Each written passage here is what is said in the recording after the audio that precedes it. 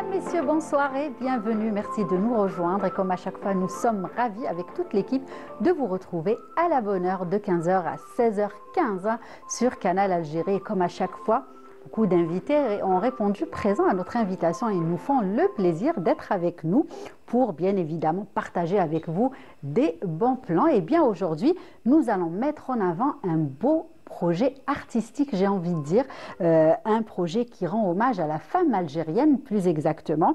Il est intitulé, on l'a appelé, on l'a baptisé Yimma et son fil d'or. Et bien avec nous cet après-midi, les trois initiateurs de ce projet, j'ai envie de dire, hein, Omar Khitar, saxophoniste, et puis j'ai envie de vous dire aussi que nous allons mettre un instrument en avant, un instrument qu'on a rarement vu dans l'émission. Il s'agit du saxophone avec Omar Khitar, Kamel Millouk qui est chanteur et Farouk Rahel, slameur, photographe, producteur, en tout cas il fait plein de belles choses. Et puis, il est aussi, on le connaît aussi sous le nom de Le Jazeiri de Paris. En tout cas, ils nous font tous les trois le plaisir d'être avec nous cet après-midi pour partager avec vous, chers téléspectateurs, ce beau projet et toutes les belles choses qu'ils font en fait tout au long de l'année. Il y aura aussi, vous aurez droit aussi aux rubriques et à la team du mercredi après-midi, l'instant littéraire avec Faisal Bayoud, qui sera avec nous le retour de Faisal Bayoud. Wahida pour la rubrique Le saviez-vous et Yasmine Assari pour la rubrique Inspiration Habitat. Voilà donc le programme de l'émission de cet après-midi. Un beau programme, ça je vous l'assure. Et avant donc de recevoir tout ce beau monde, je pense qu'on va apprécier un petit peu de musique. Allez, une chanson, Mahla de la Achia, et on revient pour en parler.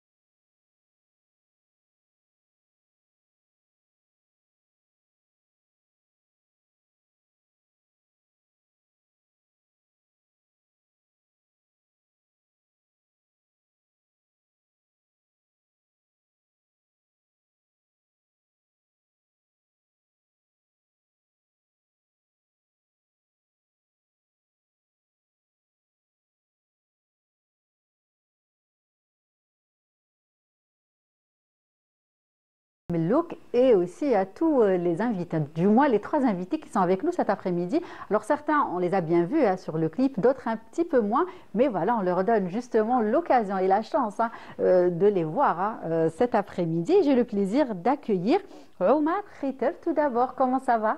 On vous a bien vu sur le... Voilà, ça va, comment allez-vous? Marhaba bik.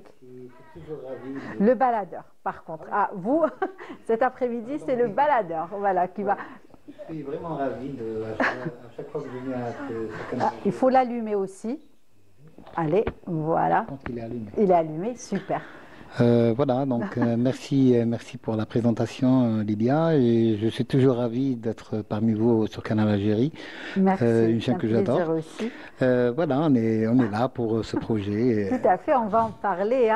Donc, justement, je disais, avec vous, on va aujourd'hui déjà parler de ce beau projet que vous partagez avec vos copains, mais aussi mettre en avant un super instrument, j'ai envie de dire, le saxophone. Oui, le saxophone. Et je crois qu'on l'a rarement mis en avant. Donc, on va en parler. Oui, c'est vrai. Bon, c'est une invention belge, le saxophone. C'est Adolphe Sax qui l'a créé. Un instrument qui est vraiment très authentique, en même temps très moderne dans la présence sur les chansons, sur les clips, le son qui est vraiment qui nous fait vivre. Il prend une grande place. Une grande ampleur, une belle présentation sur scène, par exemple.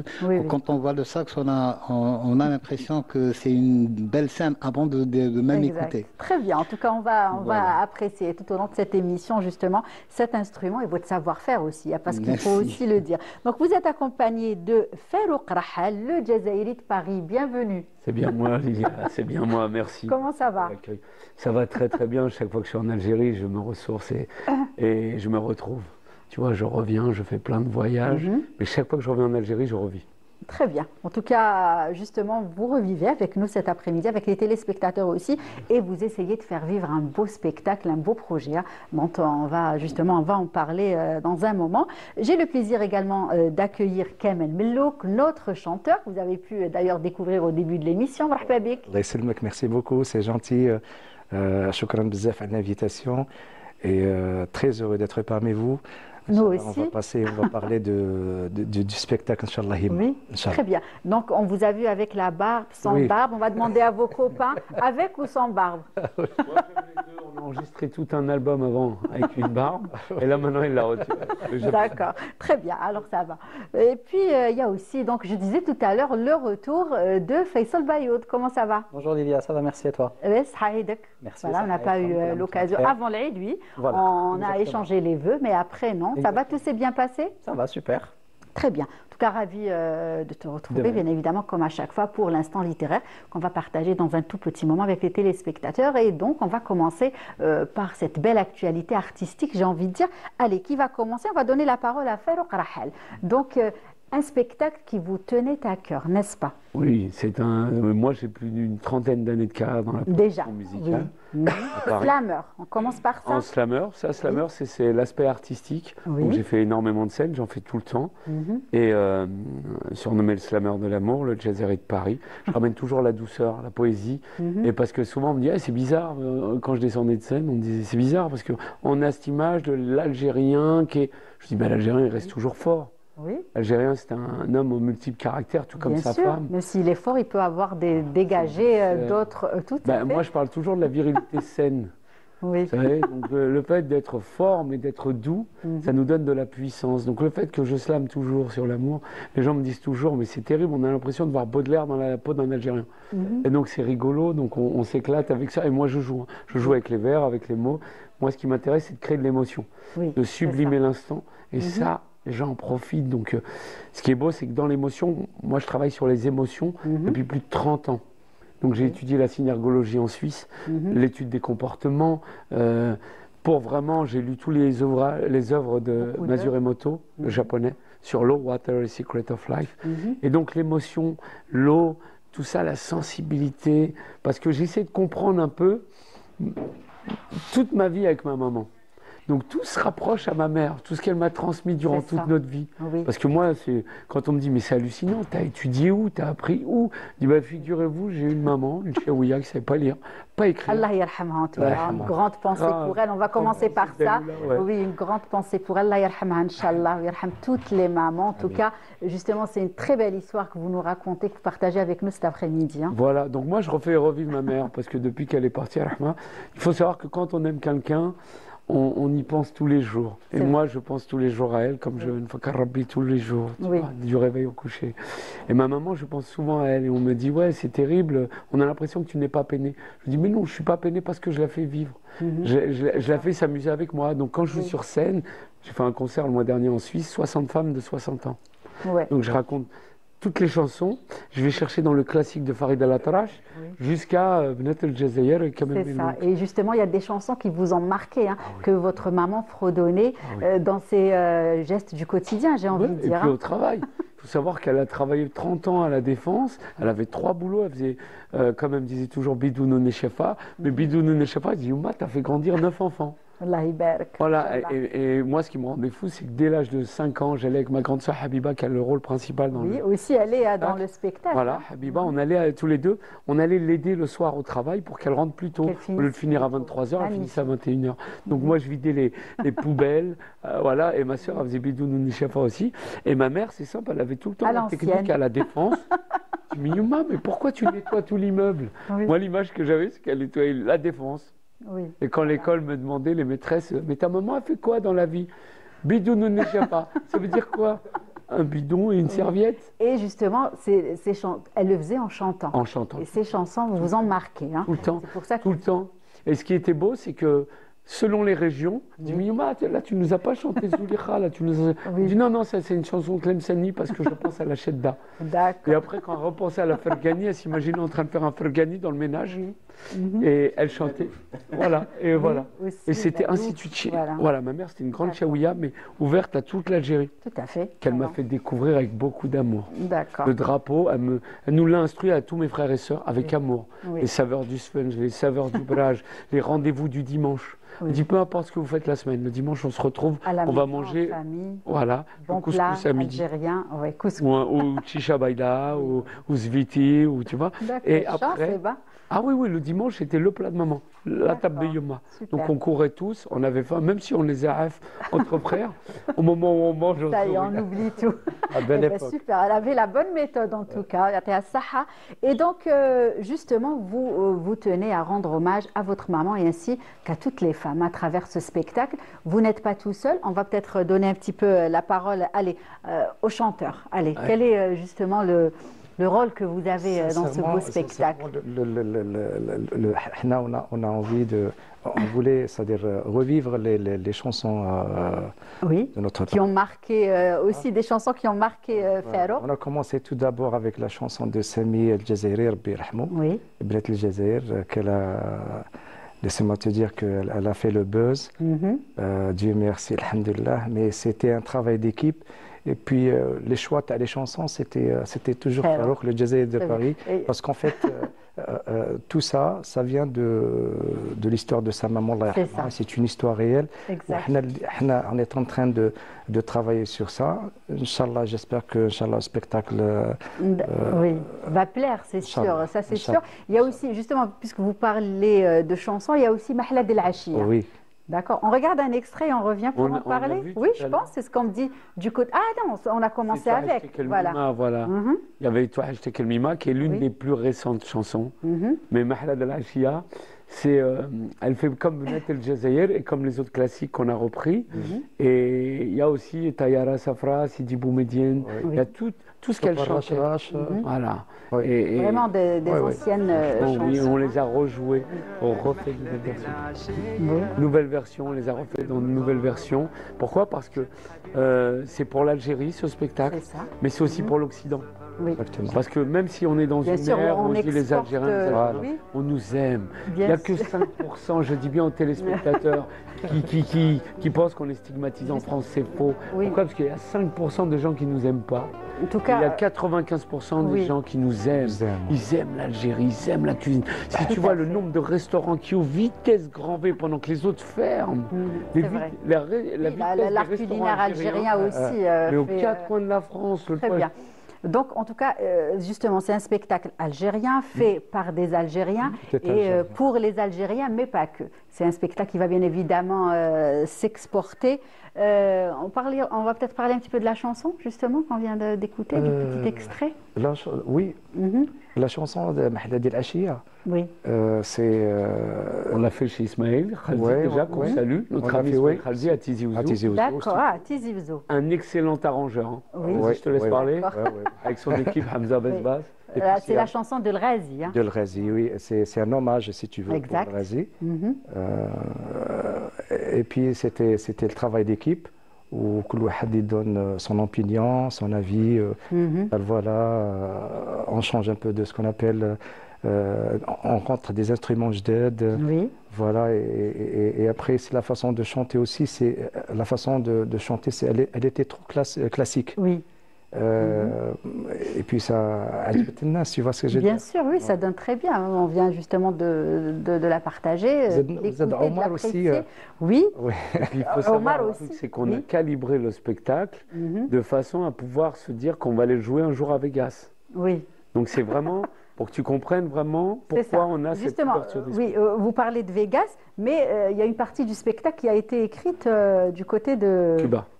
C'est pour ça qu'il y a justement des petits, il y a des airs un petit peu latino, salsa. Parce qu'on a démarré, moi en gros, je suis parti chez Hasni Rahmo, Gambetta. D'accord.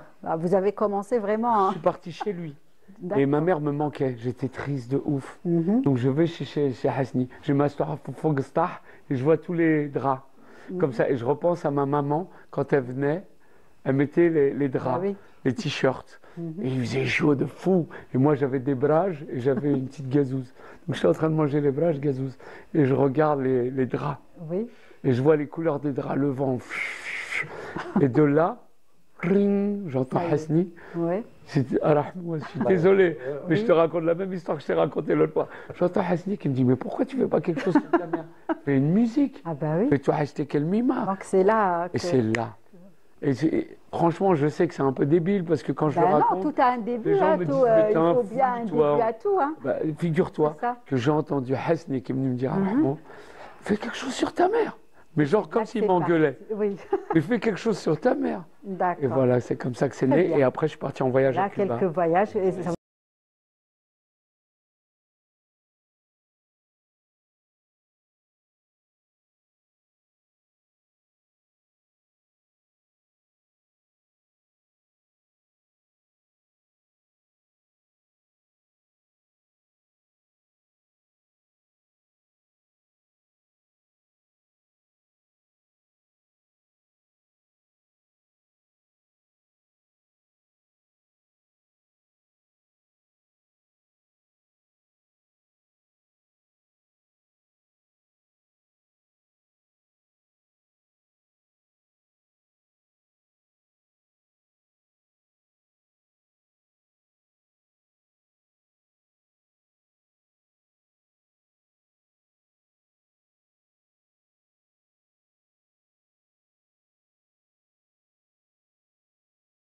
Donc, belle chanson, beau clip qui a été tourné pas loin, à Oran, du côté d'Oran. Alors, on a enregistré à Wahran, on a fait une partie à Wahran, mais on était aussi à Batna. Avec Habiba Rahal, qui est le personnage principal du spectacle, qui est ma grande sœur, qui travaillait avec moi pour ma mère. Pourquoi elle n'est pas venue avec vous? Parce qu'elle est à Biskra en ce moment. Ah, d'accord. Et au mois de mai, on revient spécialement pour ça. Parce qu'en gros, là, on a tourné aujourd'hui. Avec la chorale Ranim. On était en tournage. Et dès qu'on a fini le tournage, on a Vous êtes venu. Justement, on va parler de ce que vous avez fait ce matin, mais vous nous promettez de revenir au mois de mai pour justement annoncer le spectacle et que votre sœur soit aussi avec nous. Il y a aussi une place très importante que prend Omar Khaiter, n'est-ce pas, à chaque fois. Il intervient toutes les 2 musiques. C'est ça. Et en plus, avec la chorale Ranim, il faut le voir, par exemple, il va jouer et on a l'émotion de la chorale. Donc on est dans l'émotion, ça nous permet de changer de décor, pivoter d'un étage à un autre, que ma soeur puisse changer de tenue, revenir, les danseuses s'écarter. Donc on a toute une scénographie digne d'un Cirque du Soleil. Parce que j'ai travaillé à Vegas avec Corteo sur le Cirque du Soleil et je tenais à faire un spectacle algérien où c'est en mouvement en continu, ça bouge, et c'est un spectacle participatif. Donc les gens vont chanter avec Kamel. Ils vont applaudir Omar, ils vont même chanter, et ils vont chanter avec la chorale. Oui, accompagner le saxophone quand c'est des airs qu'on connaît, bien évidemment, on va chanter forcément suivre, hein, n'est-ce pas? Omar, allez, parlez-nous de cette belle expérience. Surtout, justement, rejouer avec un instrument, si on veut, occidental, des chansons algériennes très traditionnelles, et voilà, ça donne une sonorité différente, une nouvelle sonorité si on veut, mais il y a aussi une certaine émotion que dégage l'instrumentiste, comme il est algérien, comme il est de la souche algérienne. Exact.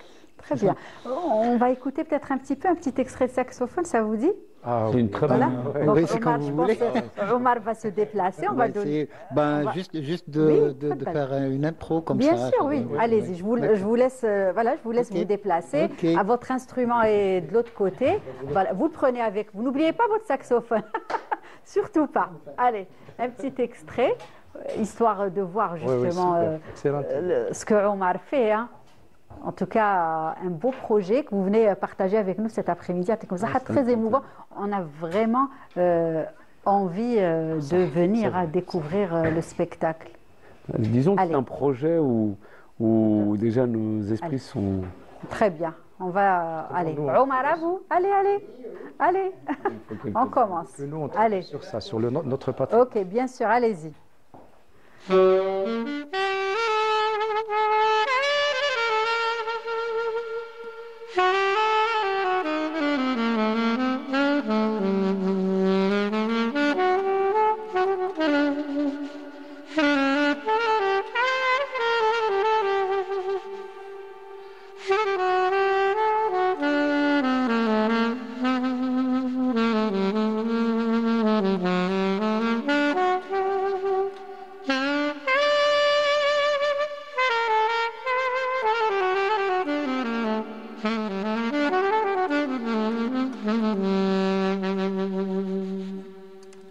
Bravo. Kamel, alors, qu'est-ce que, justement, comment un chanteur réagit, j'ai envie de dire, hein, quand on entend, quand il est face à cet instrument? Ça vous aide sur scène quand vous êtes ensemble, justement? Vous pouvez nous rejoindre, vous pouvez revenir en Omar. Surtout le sax, il me donne toujours envie de ne pas s'arrêter à chanter. D'accord. Le sax, il m'inspire, il me donne beaucoup plus de l'énergie, de s'exprimer, de me retrouver sur scène et de donner plus, tu vois. C'est ça. C'est vraiment magnifique. Très bien. On parle aussi peut-être de votre rôle dans ce spectacle, Yimma et son fil d'or. Donc vous intervenez par le chant, ça on l'a compris. Hein. Oui. Yimma, c'est, comment dire, Yimma, Yimma, c'est un nouveau souffle. Où elle m'a attiré envers le Jazairi de Paris, c'est qu'il a des idées et que ça sort d'une histoire authentique. Bien sûr. C'est ça ce qui me touche. Il fait aussi la différence. Voilà, parce que ça me touche son histoire. Oui. Et comme je suis sensible à la sensibilité, c'est notre devoir de donner plus en plus. Tu vois. Très bien. Oui. Et en plus, Kamel Melouk, avec sa voix splendide, il dégage des émotions, parce que même aussi, il a une mère qui est en âge avancé aussi, la mienne aussi. Bien sûr, à travers justement la maman de Ferro, vous rendez hommage à vos mamans et vous pensez forcément à elle. l'association que Farouk qui a perdu Sama, et nous, ma mère, elle a 94 ans aussi, elle est souffrante et la aussi. maman aussi, Donc ça dégage de l'émotion. Exact. Vous vous sentez aussi touché. On sent la même chose. Exactement. Par cette sensibilité. Voilà. Farouk, pourquoi avoir baptisé le spectacle Yima et son fils? Il y a aussi une histoire. Derrière ça, oui, il y a une grande histoire. Ma mère, en gros, durant toute sa vie, elle a une vie assez difficile, mais ce qui l'aidait, c'était le fil d'or. Elle n'avait pas de thunes, elle n'avait pas d'argent pour acheter du fil. Aujourd'hui, je lui achèterais toutes les bobines du monde. Oui. Ça ne me la ramènerait pas, malheureusement. Rahma, mais partout où je peux aider une khayata, je l'aide dans sa vidéo. J'ai fait des spots pubs de dizaines et de dizaines Negafa algériennes à Paris. J'ai toujours œuvré dans le sens pour les aider parce que justement votre maman voulait faire de la couture. Elle voulait faire de la couture et chaque fois que j'ai du Negafa, je pense de la broderie, tout ce qui était justement fait main. Elle récupérait les bouts de tissu parce qu'elle n'avait pas d'argent. Elle m'emmenait avec elle à Strasbourg-Saint-Denis, c'était un quartier de couturier. Tu vois, où elle récupérait des sachets de bouts de tissu comme ça, et elle essayait de reconfectionner à la maison. Elle s'est acheté une vieille machine, puis après, en grandissant, j'ai commencé à travailler, je lui ai offert sa première belle machine. Elle était heureuse. Ça va, vous avez eu la chance de lui offrir ça, oui, ça va. Et puis j'avais des frères, des sœurs qui, à chaque fois, on pensait à notre mère. Parce que jusqu'à aujourd'hui, quand je vais la voir, je rends visite, Rahma, j'entends toujours Fakroni Wuldi. Oui, bah oui. Fakroni. Et c'est pour ça que, à travers ce spectacle, on réalise aussi, on réalise en sortant de scène que il vaut mieux profiter de ses parents pendant qu'ils sont là. Profiter de quelqu'un qu'on aime quand elle est là. Oui, on aime quelqu'un à vie et à en toute notre vie, elle est là. Mais son esprit, tout ce qu'elle nous transmet, être reconnaissant et être surtout gentil. Oui. C'est ça qui est important. Moi, ma maman, je vais te raconter une anecdote très rapide. Le vendredi, quand je l'appelais, je dis Nouma, habille-toi, je te sors au restaurant. Et là, des fois, elle mettait son blouson, pas en velours, mais en. Tu sais, les grands blousons tabécris, les mamans. Oui. Elle portait le voile, mais tu sais, fourrure. Oui, fourrure. Elle me sortait des beaux colliers à perles comme toi. Ma mère. Mon collier. Ça te va très bien, tu vois. Ma maman aimait Claudia Cardinal. Sophia Loren, actrice italienne. Du temps. Donc elle s'habillait, quand elle avait 40 ans, elle s'habillait toujours avec des grandes robes, des petits escarpins. Elle était toujours très apprêtée, élégante, parfumée. Et à chaque fois, elle dit, Yuma, pourquoi tu te parfumes pour moi? Pourquoi tu t'habilles pour moi? Bah oui, elle a raison. Elle me dit, mais pour moi, vous le dites. Bien sûr, elle a raison. Moi, je croyais. Elle a tout compris. Ben, c'était ça. Donc là, à chaque fois quand elle me dit, mais pourquoi tu m'invites au restaurant? Tu me dis à chaque fois que tu es toujours en train de te plaindre. Je dis, bah oui, Yuma. Et après, je lui dis, mais pourquoi tu t'habilles belle gosse encore? Elle me dit, bah pour moi. Je dis, alors tu vois, pour toi, bah, moi aussi, c'est pour moi que je t'invite au restaurant, Yuma. Et on allait au resto, et elle se faisait toute belle. Des fois, j'emmenais dans des grands restaurants du 8e. Je dis, Yuma, c'est bon, viens, on se fait plaisir. Viens là, vous le dites. Et on a le choix. Ah bah oui, voilà, à l'algérienne. Et elle était heureuse quand elle avait frites omelettes et tout ça.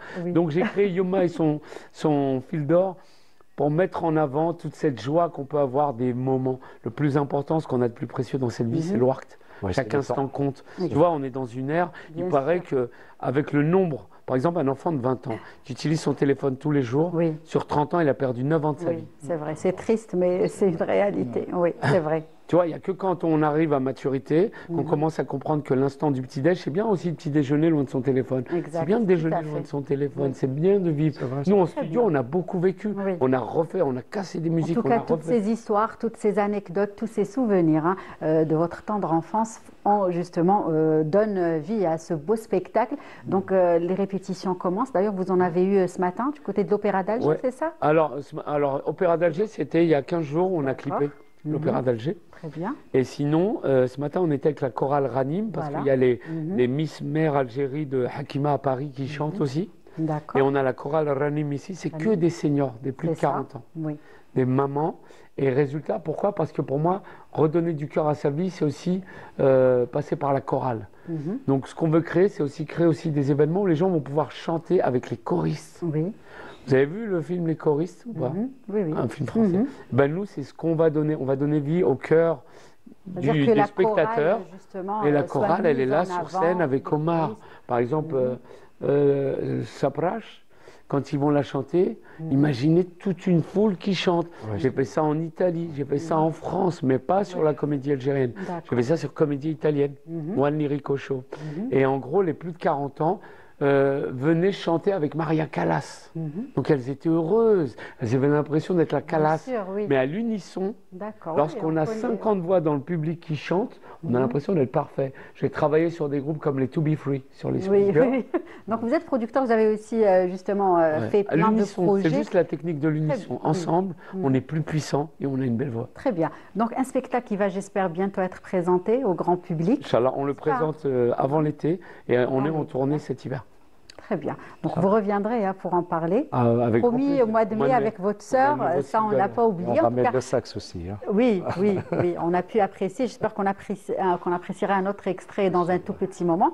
Restez avec nous, ce n'est pas fini parce que c'est très intéressant ce que vous venez partager avec nous cet après-midi. Comme ça, vraiment un très beau moment qu'on passe avec vous. J'espère que les téléspectateurs aussi. Et on va vous proposer la rubrique du mercredi après-midi parce que vous lisez beaucoup, parce que vous m'avez dit tout à l'heure. Et donc Faisal est notre spécialiste maison justement à travers sa rubrique L'instant littéraire, juste après le jingle.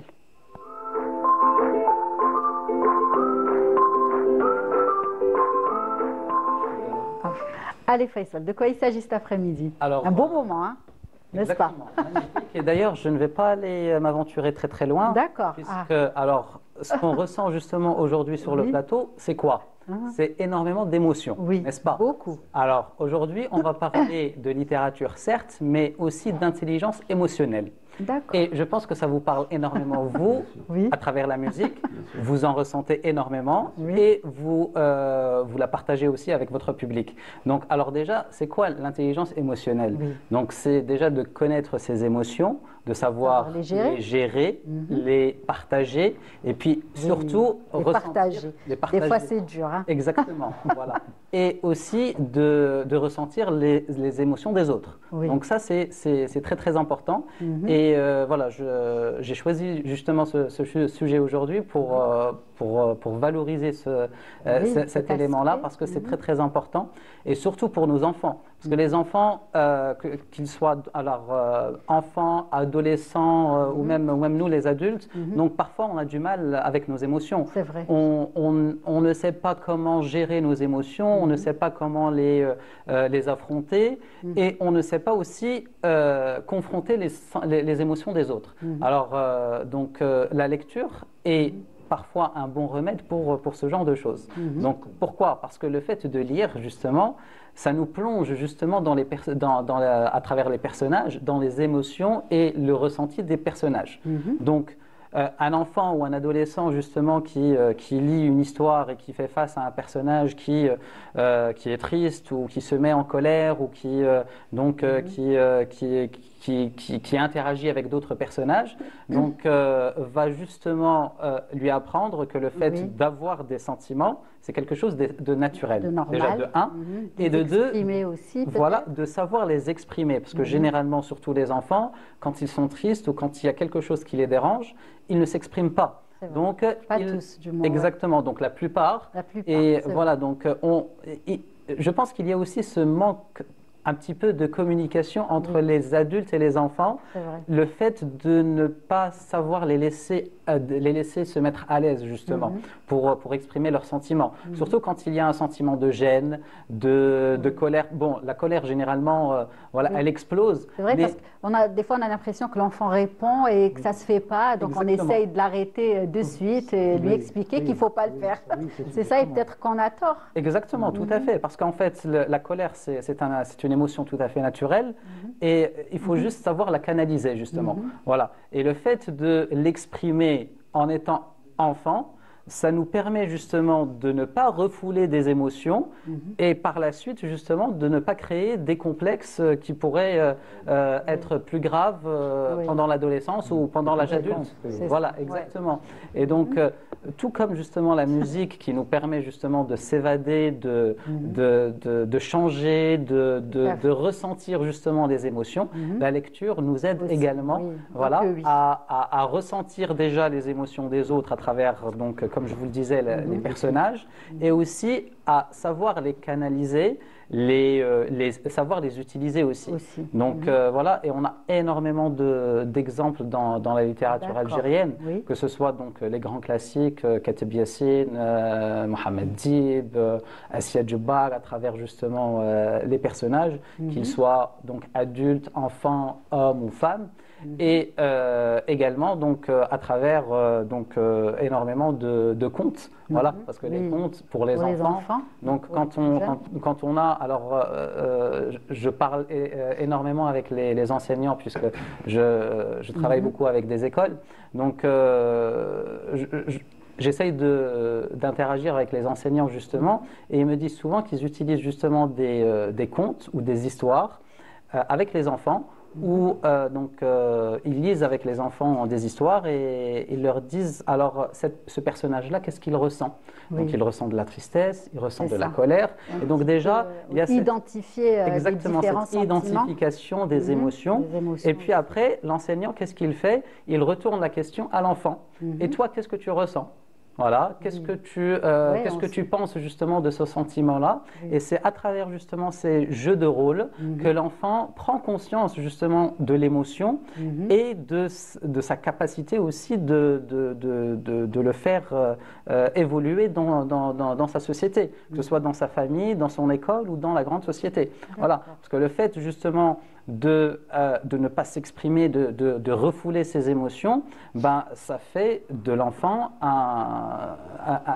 un individu qui n'est pas actif dans sa société. Voilà. Ça fera un homme fragile. Hein. Exactement, tout à fait. Parce qu'un enfant cassé ou brisé, ça fait un homme fragile. Tout à fait. Et l'homme fragile, la seule chose qu'il saura donner, c'est ce qu'il a. Il ne sera pas gentil avec les autres. Tout à fait, c'est exactement ça. Voilà.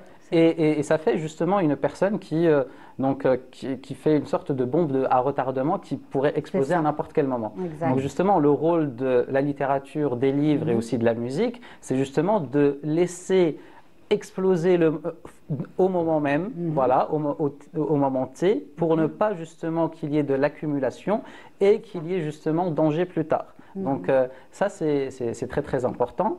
Et donc j'invite vraiment les parents, mais aussi les enseignants, le corps éducatif, à justement utiliser ces méthodes-là justement pour laisser l'enfant s'exprimer. Voilà. Tu sais que dans le spectacle, on parle de Coupable d'y croire. Le livre de Najim Barikash, si tu veux, on peut l'inviter. C'est un excellent auteur, très positif. C'est un Algérien qui travaille pour les grosses entreprises françaises de vendre des 2000-3000. C'est un conférencier qui ramène toute sa positivité algérienne. Je l'ai rencontré. J'ai été le voir, j'ai essayé de voir un peu comment il travaillait. C'est hallucinant. Il a écrit un bouquin qui s'appelle Coupable d'y croire.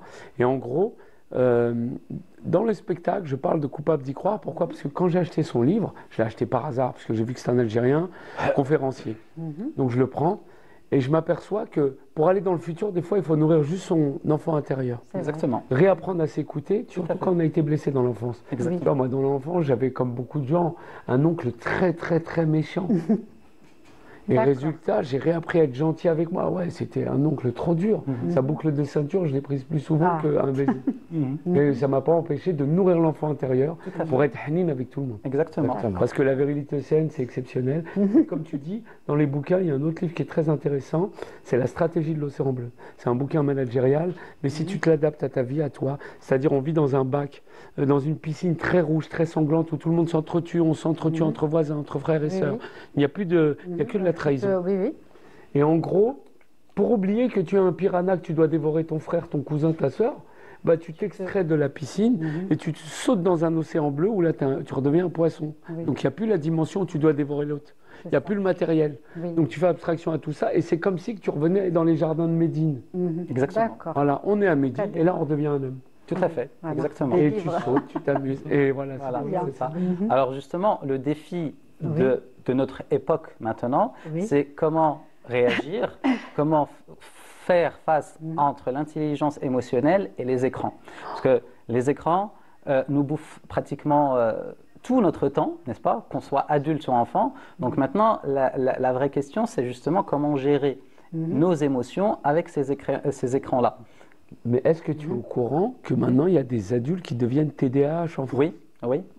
à cause des écrans, les adultes. En gros, ça commence par les jambes lourdes, syndrome des jambes lourdes. Ça veut dire que tu ne ressens plus tes jambes. Et après, ça va te manger tes mains. Tu ne ressens plus tes mains. Moi, j'ai des copains qui ont 50 ans, qui ont eu des vécus d'hommes seuls, malheureusement. Et donc, qui étaient sur le téléphone à travailler jusqu'à pas d'heure.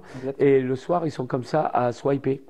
Voilà. Donc, on est sur les réseaux, les cuisines, les ci, les ça, on scrolle. Voilà, exactement. Et le gars, il va dormir, et quand tu le vois à 2 heures, il est encore connecté. Le lendemain, quand il vient de voir, il est complètement ailleurs. Tout à fait, voilà. Mais tu sais qu'on fabrique des TDAH adultes? Il me dit, mais non, c'est que pour les enfants. Je dis, non, mais figure-toi, tous les enfants. Moi, je vois dans les mariages. Avec les dégâts, oui, les téléphones portables, mais adultes aussi, il y a des TDAH, troubles du comportement. Trouble compulsif. Tu vois, le mec, il est au feu rouge, jour de Ramadan, il devient fou. Il était sur le téléphone portable au feu rouge, tout le monde le klaxonne, il est énervé, il lâche son téléphone, ça devient Hulk. C'est vrai que les écrans sont ravageurs. Ce qu'il faut savoir justement, c'est que nos émotions ont besoin de lenteur, ont besoin justement de temps et d'espace. Et c'est ce que les écrans, justement, ne nous donnent pas. On est toujours dans cette rapidité, dans cette vitesse. Alors, avant, peut-être, on regardait des vidéos de 40 minutes, d'1 heure. Maintenant, la capacité de notre cerveau ne peut pas. Maintenant, avec les Reels, les Shorts, c'est impossible, voilà, justement. Et donc, la lecture et les romans sont justement le remède pour ce genre de choses. Parce que quand on plonge dans un livre, on lit tout doucement. Alors ça, c'est important, parce que la lecture, justement, on prend le temps de lire. Et avec la lecture, on imagine. Et c'est ce qui fait justement fonctionner le cerveau d'une manière un petit peu plus naturelle que de regarder justement des vidéos. Voilà. Et ça permet justement ça nous permet aussi de réfléchir sur nos émotions. Voilà. Sur les écrans, notre imagination est bouffée par leur imagination. Ça tue l'imagination et la créativité. Tout à fait. Oui, justement. Mais vous savez combien de temps il faut pour faire un reset émotif? C'est pas long, hein. Il faut 3 jours, voire 4 jours. On se coupe du téléphone portable, on s'extrait, on va Tindouf ou la Hardaya. Exact. On va faire que de manger, on pense à son jour d'une cure, là. Ça repart. Heureusement. C'est un reset émotif. Et c'est trop important. Moi, je parle toujours du 4-4, tous les 4 mois, avoir 4 jours de repos. Où je coupe le téléphone pour ne pas devenir ouf. C'est bien, c'est une bonne méthode. Alors justement, il parle d'une méthode très très importante. Alors il y a énormément puisque bon, on parle de livres sur les réseaux sociaux, il y a les bookstagrammeurs qui existent, les TikTokers qui parlent de livres. Alors on a justement utilisé cette méthode-là, c'est pendant une semaine, avoir au moins une journée où on n'utilise pas de réseau. Une journée off. Voilà, une journée off où vraiment zéro réseaux sociaux. Et puis, durant l'année, c'est vraiment pendant une semaine, on se coupe des réseaux sociaux. Et là, ça peut nous faire du bien. Exactement. Donc, est-ce qu'on n'a pas affaire à de l'agressivité? Comment ça donne une semaine sans réseau? Alors c'est comme au départ, c'est très difficile. Ça va être dur pour ceux qui sont accros. Tu as vu les périodes de bac en Algérie? Oui, très bien. Voilà. Très bien. Donc voilà. C'est ce que je voulais dire. Donc là, les émotions, c'est très important. Donc, il faut savoir les gérer, savoir les canaliser, savoir aussi être empathique, être donc ressentir et comprendre aussi les émotions des autres. Et donc, il n'y a pas mieux que la lecture pour... Très bien. Et à chaque fois, vous nous donnez de bonnes raisons pour justement lire et nous mettre à la lecture si on ne le fait pas. Merci beaucoup Faisal pour le choix cet après-midi. C'était du hasard? C'était vraiment, ça a un lien avec justement ce dont parlent nos invités cet après-midi. En tout cas, merci Faisal, toujours un plaisir de partager tout ça avec vous. On se retrouvera dès la semaine prochaine. Et puis on va aussi dire au revoir à Kamel Millouk parce que malheureusement, il y a 2 autres chroniqueuses qui doivent nous rejoindre. Un dernier mot peut-être avant de nous quitter, Kamel? Merci, je vous remercie énormément. Shukran à les informations. Et Inch'Allah, nous que le spectacle, Inch'Allah, يعجب le public. Oui, c'est sûr, ça c'est sûr. C'est bien parti en tout cas. Inch'Allah, et on vous donne rendez-vous, Inch'Allah, au mois de mai, peut-être au mois d'été, Inch'Allah. Et shukran bzaf, merci. Très bien, en tout cas, merci à vous d'avoir accepté notre invitation. On s'est régalé, j'ai envie de dire, avec votre belle voix, avec les clips qu'on a pu partager avec les téléspectateurs également. Et d'ailleurs, on va continuer. On va vous proposer ce clip, une reprise d'Idira, si mon information est bonne, pour recevoir Wahida et Yasmine et continuer avec les autres invités. Allez.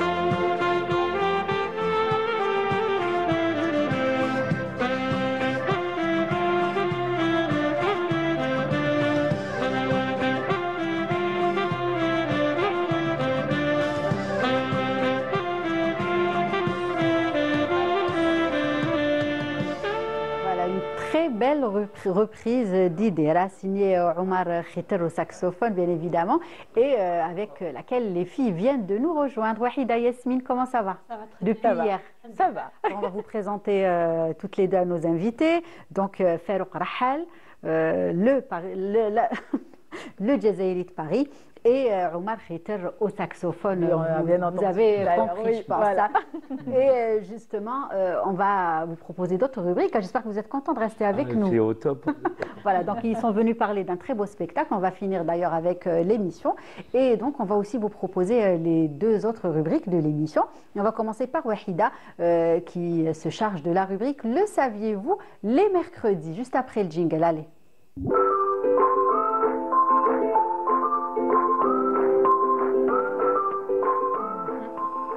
Alors, messieurs, dames, savez-vous qu'il y a quelques jours, l'Algérie a déposé un nouveau dossier pour l'inscription de l'art de l'ornement avec des bijoux en argent émaillés dans l'habillement féminin de la région de la Kabylie. D'accord. Donc, c'est sur la liste du patrimoine culturel immatériel de l'UNESCO. Je pense que vous avez tous déjà vu, ou même vous les filles, vous avez porté des bijoux kabyles. Ils sont très beaux. Donc, c'est des bijoux qui sont fabriqués avec de l'argent. Ils utilisent du corail et beaucoup de couleurs. Donc, c'est des bijoux qui racontent des histoires, bien sûr. Souvent, c'est des bijoux qu'on hérite de nos familles. C'est des bijoux qui sont conservés précieusement dans certaines familles, mais aussi ils se transmettent de génération en génération, très souvent. Exactement. Donc, ils racontent le passé, le futur, enfin l'avenir. Et le futur aussi, parce que souvent, quand on les transmet à nos enfants, à nos petits-enfants, on leur raconte les histoires qui vont avec. Il faut savoir que le 31 mars, l'Algérie a déposé le dossier. Donc, il y a eu une réunion où il y a eu plusieurs chercheurs dans ce qui concerne la culture et le patrimoine algérien. Donc, sous la direction du directeur du Centre national de la recherche préhistorique et anthropologique, et d'un groupe d'experts en patrimoine culturel. Ce qu'on fait, c'est qu'on a essayé de réunir des bijoux, d'anciennes pièces, des photos aussi. Et on a créé un dossier pour pouvoir le déposer au niveau de l'UNESCO et bien sûr avoir ça au nom de l'Algérie, ce qui est extraordinaire. Il faut savoir que nous sommes à notre 8e dossier. Enfin, on a eu 8 confirmations. Récemment, il y a eu le gandoa et la tenue. Il y a eu aussi des chants, parce que vous êtes dans la musique, il y a eu des chants qui sont inscrits à l'UNESCO. Mais aussi, en ce moment, on a un dossier qui est en cours, c'est très important, c'est Zillij. Donc on attend la confirmation de l'UNESCO. Aussi, il y a d'autres dossiers qui sont en train de se préparer. Il y a des genres de musique qui sont en train de se préparer, mais aussi des tenues traditionnelles masculines. Parce que récemment, on a déposé la gandoa qui est féminine. Mais il faut savoir qu'en Algérie, on a des tenues traditionnelles masculines qui sont extraordinaires, qui sont faites main. Qui ont été portées par de grands hommes de l'époque. Exactement. On a de très très belles photos qui sont sorties des archives. D'ailleurs, on est en train de les partager en ce moment sur les réseaux sociaux pour faire connaître ce joli héritage. Et puis, il faut savoir qu'il y a un dossier qui est en cours de préparation pour pouvoir le déposer et bien sûr associer ça au grand patrimoine algérien. Très bien, merci. On ne le savait pas. Voilà, et comme à chaque fois, grâce à toi, écoutez, je reviendrai on est au courant avec l'information que ça va être confirmé. D'abord, on attend le Zillij parce que c'était le premier à déposer, c'est en cours de traitement. Et ensuite, on verra pour les bijoux kabyles. Très bien, en tout cas, très belle initiative. Et puis, on a pu voir pendant la rubrique de très beaux bijoux traditionnels qui ont défilé. Voilà, on revient là avec un beau bracelet, plein de couleurs. Et c'est un bijou qui se porte très bien et qui va aussi bien avec la tenue traditionnelle kabyle, berbère, mais moderne aussi. On peut très bien les mettre avec une robe moderne et ça va très bien et que ça donne très bien. Ça vous arrive de porter quelques tenues traditionnelles masculines? Barnos, Gandora. Barnos, exactement. On a plein de tenues. Barnos, on le prend très souvent, d'ailleurs, même pour les prestations, je rentre avec un Barnos. Même quand je suis avec un smoking, je mets le Barnos. Super, c'est classe ça. Et en plus, voilà, j'arrive. Ça fait la touche locale. Le côté Jazairi de Paris, j'arrive, clac. Et par exemple, l'autre fois, je suis venu à un événement avec une vieille voiture américaine. Mais j'avais un pote chauffeur qui était venu, il avait joué avec les gants, il avait ouvert, je suis sorti, j'ai mis le burnos comme ça, je l'ai réajusté et on était place Vendôme. Après, ils m'ont dit, t'es une pub à toi tout seul. Toi. Exactement, j'imagine que ça a dû super bien donner. En tout cas, elles se portent très bien les tenues et elles ont de l'allure. Hein. J'ai plein de serwell chez moi. Oui. Moi, je suis souvent dans les rues, tu me vois, ou en studio avec un serwell. J'ai le serwell et j'ai toujours une petite veste au-dessus. Très bien. Donc en tout cas, elles sont de plus en plus portées aujourd'hui et par les jeunes hein, notamment. On va peut-être les filles, on va vous proposer un petit extrait de saxophone. Oui, allez, signé Omar Khaiter qui va encore se déplacer. Oui. Allez, de l'autre côté pour justement nous jouer un petit extrait. Hein. Qui va, je pense, cette fois-ci, justement, interpréter un truc local, voilà, traditionnel, avec son instrument fétiche, le saxophone. Allez, on va, histoire d'apprécier un peu de musique avant de retrouver la rubrique de Yasmine. On va voir. Allez, c'est à vous, Omar. On va commencer.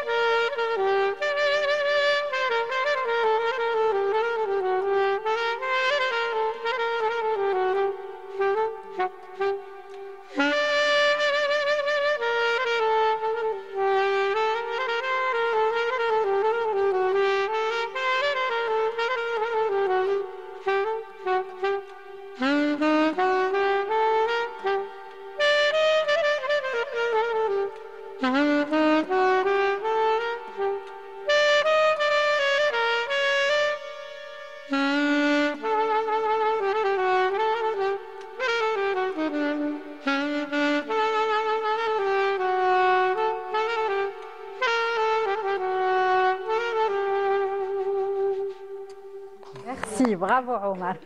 Alors les filles, vous en pensez quoi? Vous avez bien accueilli aujourd'hui. Oui, hein? très bien.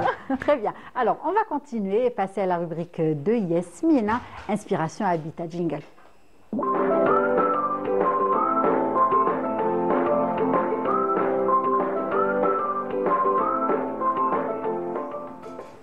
Alors, de quoi il s'agit? Après le cocooning d'hier. Oui, ben en fait c'est une petite, on va dire c'est un complément. Alors aujourd'hui on va parler du confort sonore à l'intérieur de nos maisons. Ah bah ça tombe bien aussi. Hein. Franchement aujourd'hui les rubriques coïncident avec vos Ah ben, incroyable. Oui, oui, tout à fait. Incroyable aujourd'hui. Franchement, oui, super. Allez. Voilà. Alors souvent, dans nos intérieurs, donc on parle donc de décoration, de mobilier, de plusieurs autres éléments. Mais le confort sonore a vraiment un impact sur nos énergies, notre stress et notre bien-être. Donc, pour illustrer cela, je peux dire que voilà, en fin de journée, quand vous rentrez chez vous, ou même si vous êtes à la maison, il y a des bruits, même s'ils ne sont pas là en permanence, qui peuvent en fait vous stresser. Par exemple, vous êtes dans votre salon et vous écoutez la télé et vous entendez la télé du voisin, parce qu'il y a une mauvaise isolation. Ça a l'air de choquer Fer. Moi, j'isole. J'isole direct. Oui. Mais en dehors de ça, il y a des bruits de la route. Parfois, en fait, on a la circulation ou voilà, les embouteillages dehors ou carrément les voisins qui discutent. Ou alors les appareils, les électroménagers aussi. Donc, il y a plusieurs bruits, en fait, qu'il faut traiter pour justement avoir un certain bien-être chez soi. Donc, en premier lieu, on va voir des petites astuces accessibles à tout le monde et on va parler du mobilier et de l'agencement qui peut être en fait un véritable atout. D'accord. Oui. Alors quand on a de grands espaces, par exemple avec du carrelage, du béton ou du verre, en fait, ce sont des espaces qui favorisent la réverbération et il y a beaucoup d'écho. Donc pour éviter cela, on peut mettre de grands tapis. de la moquette. D'accord. Et puis on va choisir par exemple des sofas avec des textiles. Au lieu d'avoir du cuir, parce que le cuir absorbe, mais il absorbe moins que les textiles. D'accord. De gros coussins, des plaids. En fait, tout ça participe à réduire les réverbérations. Je pensais que ça se faisait au niveau des murs. L'acoustique est très C'est comme le capitonnage des studios d'enregistrement. C'est ça, oui. Ils absorbent le son. Oui. On a aussi donc les tentures, donc les rideaux et tout ce qui est textile. Voilà. D'accord. Les textiles. Et puis, le second point, donc, c'est les matériaux. Donc, alors, on peut aller sur des panneaux en bois perforé. Parce que, actuellement, on voit souvent en décoration, par exemple, vous avez votre télévision, vous avez des lattes de bois autour ça pour se la fait, décoration. beaucoup. Mais il y a ce qu'on appelle des panneaux de bois perforés acoustiques. En fait, ils ont une feutrine à l'arrière acoustique, justement, qui isole. Et donc, voilà, ça vous donne un niveau sonore, un confort sonore, un meilleur confort sonore. Avis aux voisins qui dérangent. Et puis, pour ceux qui aiment, qui ont des home cinéma et tout à la maison. C'est vrai que des fois, il y a des gens qui mettent le paquet sur la sonorisation de la télé. Voilà, donc il faut vraiment... Je crois que c'est votre... Ça doit être le genre de faire. Pour te dire, même des fois, j'aime la perfection sonore, j'ai un très gros cache chez moi. Des fois, je rentre chez moi, je mets le cache, je mets de la musique très, très, très douce, mais très basse. Et en gros, je vais faire tout ce que j'ai à faire dans la maison avec mon casque. Je suis connecté à la télé, j'ai un home cinéma avec des petites enceintes. Je fais attention à bien équilibrer le tout, parce que c'est comme en studio. On ne peut pas arriver avec des grosses écoutes clients, se casser les oreilles. Et non. Moi, je n'embête pas mes voisins, ils ne m'embêtent pas. Il y a la qualité aussi. C'est bien. Voilà, il y a la qualité. Ça fait partie quand tu es en Bluetooth avec ton casque. Aujourd'hui, on peut tous se connecter à tout. C'est vrai. Et puis, il y a une douceur. Ça ramène de douceur. C'est comme si vous étiez au bord de la rivière. C'est simple, je parle de l'eau, par exemple, dans le spectacle, excuse-moi. Oui, bien sûr, allez-y. Je parle de l'eau. Ma mère, elle parle de l'importance de l'eau. Quand elle ouvre le robinet, elle, au 56e étage, il n'y a plus d'eau. Donc, elle va pour remplir un bidon, pour pouvoir faire le ménage. Et là, il n'y a plus d'eau. Et là, elle commence à chanter à l'eau, parce qu'elle lui fait comprendre que l'eau, elle lui dit de venir. Arwahi, arwahi, arwahi, arwahi. On va faire une chanson. Non, mais il y a arwahi. C'est comme Narki Narki, il y a une chanson qui s'appelle Narki Narki, qui n'est pas un classique, mais il y a des moments où elle fait comme ça. Genre, elle a pris un coup de pression de son patron, et elle entend Narki Narki, Narki Narki. Donc voilà, donc il y a cette petite gimmick, mais l'eau, on a été l'écouter au bord de la rivière avec des copains musiciens. On a écouté le bruit de l'eau, la sonorisation de l'eau. On a vu tout ce que Mazur Emoto a fait autour des émotions. Tu vois, Lilia, par exemple, quand tu vas pour prendre une douche, si tu es face à ta douche et tu dis « Ah, je suis trop haïenne, mais je me jette sous la douche », elle ne t'apportera rien l'eau. Parce qu'elle a tapé plein de coudes. Tu vois, les coudes avant d'arriver. Les coudes de réverbération. Voilà. Donc quand elle sort, elle est fatiguée, l'eau. L'eau, il faut lui donner 24 heures de repos. Tu la sors dans une bouteille de verre, tu la laisses 24 heures. Elle n'aura pas la même énergie que tout de suite.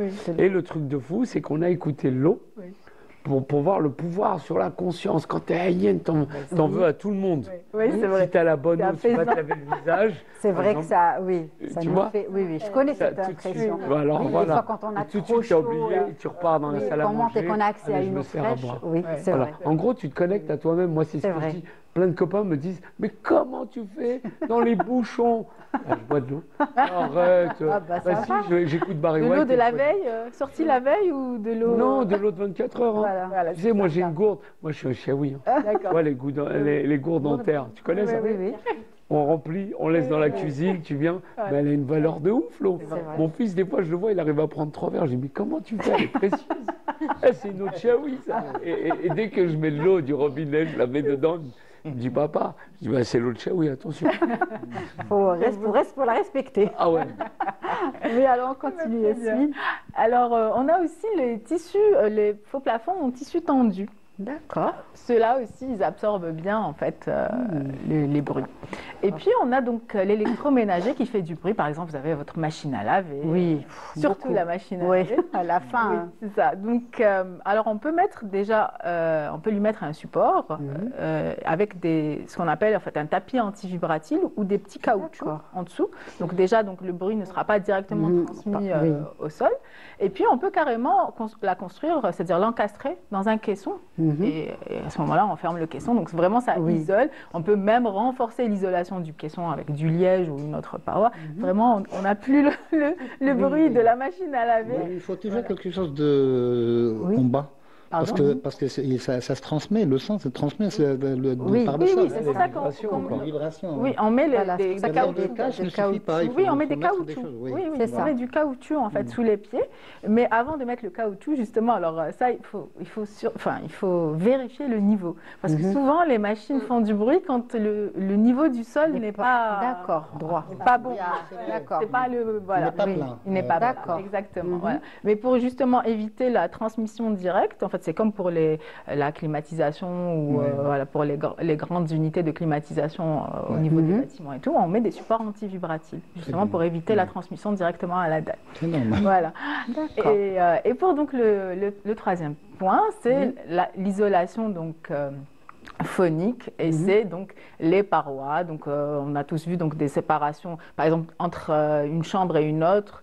Donc on peut mettre si le bruit est si le son est très fort, on peut mettre donc des panneaux en BA13 avec un isolant. Généralement c'est de la laine de roche. Donc là on aura une meilleure acoustique à l'intérieur, c'est-à-dire on va plus entendre ce qui se passe à côté. Exactement.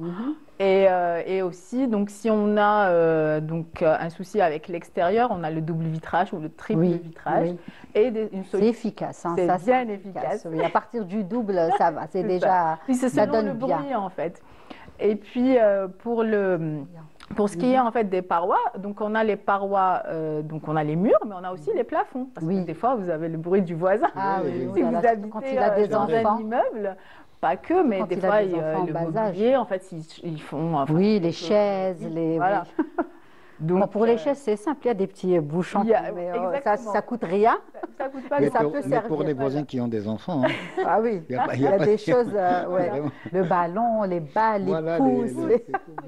Et puis, il y a les solutions classiques, donc la séparation, c'est-à-dire il y a des murs en briques avec une lame d'air à l'intérieur.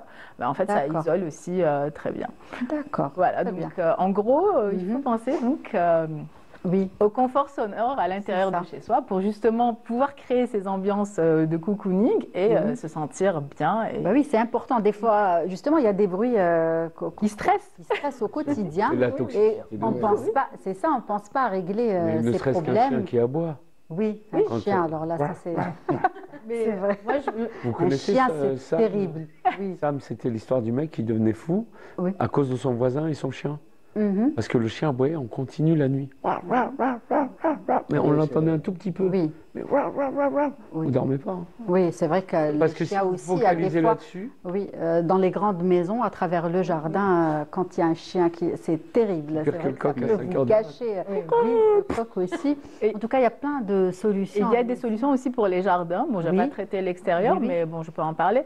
Pour les jardins, il y a aussi aujourd'hui en fait des parois phoniques. Alors c'est comme des petits murs, on va dire en grillage, et qui sont remplis avec un isolant et du gazon. Et donc ça fait un écran phonique. Donc, du coup, on a moins de bruit. Et surtout, en fait, pour ceux qui donnent directement sur une autoroute, ou voilà, donc, ça permet de réduire, en fait, l'impact. C'est un aspect aussi visuel. Ah, bien sûr, la verdure et tout, évidemment. Ah oui, merci. Alors, les plantes aussi, en fait, en intérieur. Oui, en intérieur, oui. Les plantes aussi absorbent. Pas n'importe quelle plante. Oui, bien sûr. Vous avez une idée sur les plantes? Lesquelles? Vous avez l'air d'être au courant, Omar. Je suis en parallèle, je suis artiste musicien, voilà. je suis artiste peintre et décorateur justement, aussi. J'ai quelque chose. C'est ça, justement, j'allais parler de ça, parce qu'on n'a pas parlé de ce côté. Hein. Donc on a vu Omar saxophoniste, et puis il y a aussi Omar artiste peintre. Alors parlez-nous un petit peu aussi de ce côté caché d'Omar. Bon, il n'est pas vraiment caché. Et puis vous avez une veste, c'est de la calligraphie. C'est des mouvements de la calligraphie qui a été fait par une collègue artiste aussi. Comment ça s'appelle déjà? Nihat Kirba, oui. J'adore moi la calligraphie. Et vous aussi, vous faites de la calligraphie? Oui, je fais de la calligraphie. Moi, je traite la lettre arabe dans un contexte très moderne, abstrait. C'est de l'abstraction, mais là où on peut vraiment toucher le mouvement de la calligraphie au lieu de le lire carrément. Parce que c'est de l'abstraction, c'est des lettres qui se mêlent et intermêlent comme ça, et ça donne une esthétique, c'est-à-dire un côté esthétique très attirant, très c'est-à-dire très poétique, très artistique. Qu'on cherche à comprendre. Après, ce qu'on comprend, c'est uniquement de la beauté. Oui, c'est vrai. Et transmettre aussi la culture arabo-berbère aussi, parce que j'utilise aussi le tifinagh associé à la calligraphie arabe. C'est vraiment c'est une façon d'exprimer qui vraiment met en évidence notre culture. Oui, et justement, ça vous a permis d'exposer et de présenter vos travaux un petit peu partout. Un peu partout, oui, à l'extérieur de l'Algérie. Oui, vous avez même exporté ce savoir-faire. Oui, exactement. Et j'ai même des acquéreurs européens, américains. Oui, ils ont adoré ce que j'ai fait. Ben oui, il faut savoir aussi qu'on a prévu, lors du spectacle Yuma, c'est qu'on s'est dit qu'on allait mettre dans des grandes vitrines, un peu comme au Palais Méchoir, nos tenues, avec ou en appui sur la version algérienne, on a les voix de Kamel Melou qui racontent l'histoire de la tenue, ou en français, mes voix. Derrière ça, on illustre tout avec des tableaux d'Omar. Ça veut dire que derrière, il y aura la robe, par exemple, la blousa. Derrière, il y aura une toile d'Omar, mais qui parlera de la blousa avec sur la toile un peu de calligraphie et un peu de tissu. Donc on s'est dit, on va apporter l'aspect culturel, parce que nous, ce qu'on se dit, quand on a commencé à bosser dessus il y a 2 ans, on se disait, ok, créer un spectacle où on va en famille, juste avant on a un peu de culturel, après on monte sur scène et on fait comprendre aux gens les émotions. Réapprendre à faire en sorte que les gens retrouvent du cœur à leur vie. Voilà, on est affaibli de la vie, on est affaibli de sa propre vie, on traverse une maladie, on traverse un moment dur. Je vais aller voir Yuma, son fil d'or, parce que j'ai le développement de Yuma qui va me dire comment, va me donner les clés. Parce qu'à un moment donné, on parle des 24 clés et on croit que c'est les clés d'un serrurier, mais non, c'est 24 clés spirituelles. C'est ça. Qui l'ouvrent face à tout type de problème. 24, c'est 24 heures. Oui. Voilà, c'est ça. Non, mais chaque moment, en vrai, les clés, il n'y a pas de clés. C'est toi qui as la clé. Si tu vas justement avoir les clés à travers le spectacle. Exactement. Tu sais, à l'époque de l'homme de Néandertal, la préhistoire, on disait que les hommes pensaient leurs blessures quand ils allaient se battre avec des gros animaux pour ramener à manger à la maison. Des fois, ils se faisaient balafrer. Mais pendant une semaine, il n'avait rien à part de l'herbe pour penser. Mais à chaque fois, il regardait sa blessure, il la pensait avec son cerveau. Il pensait à la blessure. Oui, d'accord. Et donc, tout est de la pleine conscience. Tout dépend du cerveau. Voilà, c'est clair. Quand on est sur le tapis de prière en plein sous-joud ou à n'importe quel moment, on est dans la pleine conscience. Quand on demande à Rabbi, on est dans la pleine conscience. On fait appel au divin qui est en nous. Et c'est ça qui est beau. Justement, quand je peins, moi, je suis prêt, si vous voulez, en méditation. Parce que quand je peins, je suis dans un autre monde. Et pour la pollution sonore, moi, j'écoute rien du tout. J'imagine que vous êtes bien isolé. Vraiment, isolé. Vous avez fait en sorte d'être vraiment bien là où vous faites ça. Oui, exactement, dans ma bulle. Et je sens vraiment, je ne sens rien. Ni un besoin de manger. On se déconnecte très rapidement, on est dans son univers et on se laisse aller. C'est une façon aussi de dégager les trucs sonores. Oui, ça, c'est vraiment typique aux artistes, parce que vraiment, on coule toujours alhamdoulilah quand vous avez toujours besoin de ce moment, de ces moments, et c'est des moments qui vous font du bien, qui vous permettent de créer. Et ça se transmet les émotions réelles de l'artiste. C'est pas dessiner juste un arbre ou c'est vraiment, j'ai rien sur la feuille, je n'ai rien sur, je ne vois rien pour dessiner, c'est-à-dire je ne copie rien du tout. Vous n'avez rien prévu. Voilà, je commence quand je commence et ça vient jusqu'à que le labo se termine. Donc c'est une réalité qui sort de moi-même et qui est sur la toile, sur le papier. C'est très sincère. Exactement. Aussi. Et ça se ressent justement. C'est ce qu'on ressent nous quand on va à la découverte de ces œuvres et de tout ce que vous partagez. Malheureusement, on n'a pas ramené. Oui, dommage, parce que c'est vrai qu'on a privilégié le côté musical, le spectacle. Le projet de Farouk, il est plus. Voilà, c'est notre projet, mais il y a de l'Omar. En gros, dans ce projet-là, il y a du Kamel Melouk, il y a du Omar Saks, il y a du Habiba, ma grande sœur. Il y a même du Laetitia Chahine, la danseuse, qui est la chorégraphe. Elle nous a ramené toute sa vision de jeune. Parce qu'elle travaille pour beaucoup d'artistes, Aquarinas. Donc elle a une grande aisance scénique et elle arrive à habiller avec ses danseuses toute la scène. Très bien. Donc en tout, vous serez combien? Parce qu'on arrive là à la fin. Alors on est à. Alors il y a 30 chorales des 30. La chorale Janine, je crois. C'est une grande équipe. Une trentaine déjà. Omar, moi, Kamel. Habiba, Rahal, Laetitia Chahine, qui va venir au mois de mai. Ok, on vous attend. Prochain single, elle arrive. Et donc, on doit avoisiner facilement les 40 personnes. Très bien. Mais pour un spectacle émotionnel très riche. Voilà. On ressort que riche avec plein d'astuces. C'est ça. Et moi, c'est tout ce qui m'intéresse, c'est de diffuser toute notre culture, parler de nourriture. Et attention, ce que j'ai oublié de te dire, c'est que sur chaque chaise, on pourra retrouver le fameux petit paquet de bonbons que tu vois sur l'affiche, même au début de Malhad al-Ashia. Je donne des bonbons, en gros, pourquoi? Parce que ce qui m'intéresse, c'est d'avoir rendez-vous avec ton enfant intérieur, la petite Lilia de 6 ans. Moi, il est toujours là. Comme ça, en tant qu'adulte, on mange des bons becs. On n'a pas ramené de bonbons, sinon... En tout cas, on a hâte, bien évidemment, de retrouver on peut donner les réseaux. Ce spectacle. Oui. Donc, alors, surtout les amis, sur les réseaux, c'est Yuma et son fil d'or, TikTok, Instagram. Si vous voulez des versions spécifiques de Kamel Melouk ou de Saks Omar, vous nous contactez en MP et on fait vos versions pour les anniversaires de vos mamans. Et voilà, le prochain single sort le jour de la fête des mères qui s'appelle Toute ma joie. Le dernier dimanche du mois de mai. Exactement. Toute ma joie. Très bien. En tout cas, merci d'être venu partager ce moment avec nous, ce beau spectacle. On rappelle Yima et son fil d'or. Donc, un spectacle qui rend hommage à la femme algérienne, aux mamans surtout et spécialement à la maman de Farouk Rahal, Allah yarhamha. Qu'est-ce que je peux vous souhaiter avant de finir l'émission? Beaucoup de succès. Beaucoup voilà, de et je pense que c'est un spectacle qui va nous faire beaucoup de bien. Merci beaucoup à Omar Khital et avec Saha. Très vite. Farouk Rahal, le Jazairi de Paris. Exactement. Moi, ce que je voulais laisser un petit message à tous les programmateurs de radio, à tous les programmateurs de théâtre.